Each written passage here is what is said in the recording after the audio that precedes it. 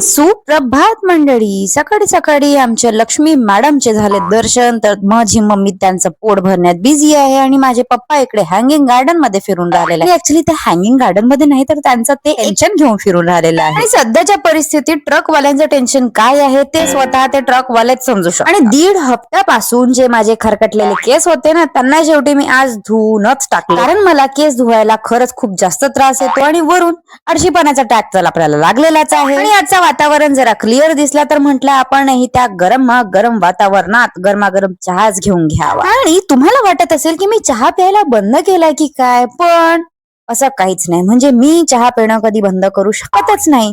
तसंही जिंदगी में बचाई क्या यार. आता जिंदगीवर आपला पोती पुराण आपण नंतर करत बसू. पण एका क्लायंटचा मला आला होता कॉल, तर त्यांनी त्यांचा ऑर्डर कन्फर्मेशन साठी मला त्यांची पाठवली आहे लिस्ट. म्हणजे कन्फर्मेशन आता मला झाला आहे डन. म्हणून म्हटलं की त्यांचं मन पलटण्याआधी आपलं इकडे ऑर्डर लिहून घ्यायचं आणि त्यांच्याकडून ऍडव्हान्स घेऊन ते कन्फर्म करून टाकायचं. तर मी जरा तेच करत होते आणि त्यानंतर बसले मी आजच्या ज्वेलरीच्या कामासाठी, जे कितीतरी हप्त्याभरापासून, म्हणजे मला वाटते की 2 ते 3 हफ्ते होऊन राहिलेले आहे. हे जे मी रेडी करून ठेवले होते ते अजूनही मी हात नव्हतं लावलं, कारण बाकीचे कामच नव्हते संपत यार.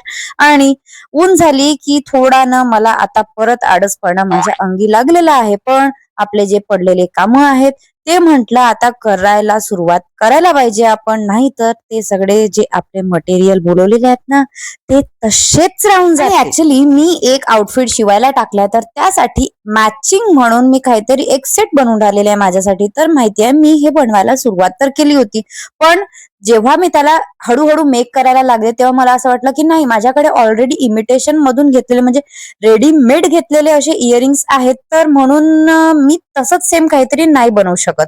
म्हणून म्हटलं की याला काय आता करू शकतो, तर मी ते करायला बसले आणि हळूहळू करता करता ते चांगल्या पद्धतीने मी म्हणजे काहीतरी नवीन डिझाईन द्यायचं मी असं विचार केला. आणि जेव्हाही ना मी माझं डोकं शांत ठेवून काम करायला बसते ना, तेव्हा माझी कार्टी इकडून तिकडून मला टवसतच राहते. म्हणजे बघा ना, इथे हात घालेल तिथे हात घालेल आणि तिच्या हातून मी 3 वेळा ती वस्तू घेत राहायची, पण काही सुधरे ना. आता म्हंटल बाई तू काहीही कर, पण मला माझं काम करू दे. तर इथे रेडी करता करता हे असं काहीतरी झुमका रेडी झाला आहे. आणि हा ऍक्च्युली झुमका नाही तर याला आपण लटकन म्हणू शकतो, बट तुम्ही हे बघू शकता.